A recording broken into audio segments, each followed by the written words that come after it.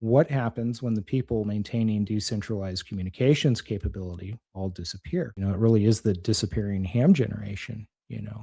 And, I think it kind of strikes at the heart of amateur radio culture itself because the one thing I think people are failing to recognize is that the people who built much of this communications culture, just like the video said, are aging out. At the turn of the 20th century, amateur radio operators, they were building pretty crude transmitters in garages and basements.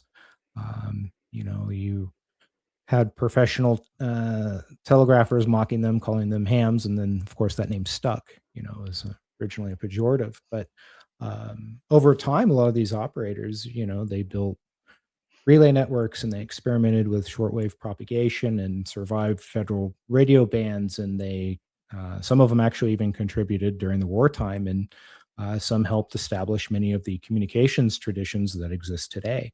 And the thing about it is that that demographic looks very different now. The average ham radio operator is now somewhere in their 70s, and there really doesn't appear to be a large youth movement replacing them. And to be fair, there's younger people entering amateur radio, but I don't think it's at the scale needed to replace the institutional knowledge that's gradually disappearing.